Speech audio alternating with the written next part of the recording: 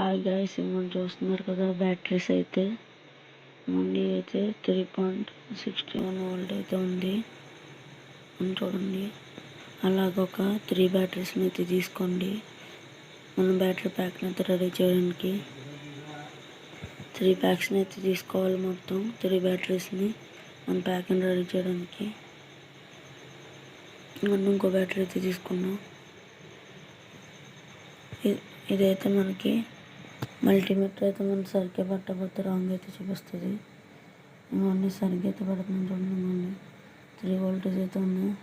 అలాగా ఫుల్గా వోల్టేజ్ ఉన్నాయి అయితే తీసుకోండి. ఇంకొక బ్యాటరీ అయితే తీసుకున్నాను నేను. దాని కూడా అయితే టెస్ట్ చేస్తున్నది ఉంది. 3.54 అయితే ఉంది. మొత్తం 3 బ్యాటరీస్ని అయితే తీసుకున్నాను కదా. 3 బ్యాటరీస్ని అయితే మనం అయితే టెస్ట్ చేస్తాం. తర్వాత 3 బ్యాటరీస్ని అయితే మనమైతే ఇలాగైతే పెట్టుకోవాలి. ఇవ్వండి, ఎలాగో ఒక నెగిటివ్ వచ్చేలాగా, తర్వాత పాజిటివ్ వచ్చేలా, నెగిటివ్ వచ్చేలాగా, ఇటువైపు అయితే పాజిటివ్, నెగిటివ్, పాజిటివ్ అలా వచ్చేలా అయితే పెట్టుకోవాలి మనం.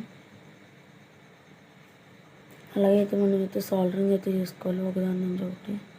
అలాగే చెప్తాను చూడండి. అలాగైతే మనమైతే సిరీస్లో అయితే చేసుకోవాలి. చూస్తున్నారు కదా, ఈ పాజిటివ్ వచ్చేసి దాని నెగిటివ్ వచ్చేసి పాజిటివ్కి అయితే సాల్డరింగ్ చేయాలి మనం.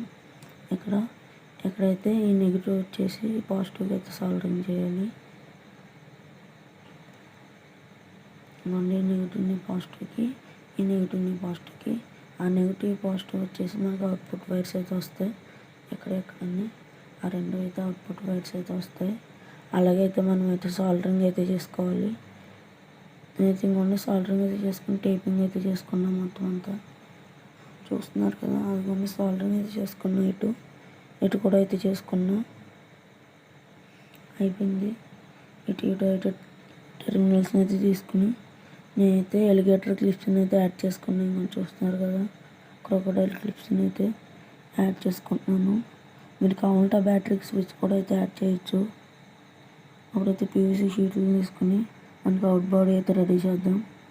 అవుటర్ బాడీని ఇప్పుడైతే రెడీ చేస్తున్నాం చూడండి. మన ఫ్రెండ్స్, అవుటర్ బాడీ అయితే రెడీ అయింది. చూస్తున్నారు కదా, ప్యాక్లోకి అయితే దీన్ని అయితే పెట్టాలి.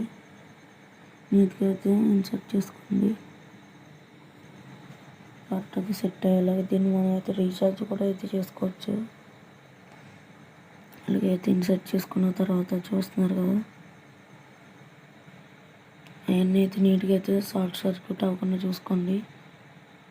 అన్నట్లు సాల్డరింగ్ చేసుకునేది పెట్టుకోండి. మొత్తం అయితే నేనైతే కవర్ చేసేస్తున్నా. బ్యాటరీ ప్యాక్ని అలా ఉంటే బాగాలేదు కదా. పైన అయితే ఇలా పీవీసీ షీట్లను అయితే పెట్టి మొత్తం అంతా అయితే ఒక బాక్స్ షేప్లో అయితే కవర్ చేసుకుని మొత్తం అంతా ఫెవిక్విక్ వేసుకుని అంటించుకుని ఇవ్వండి.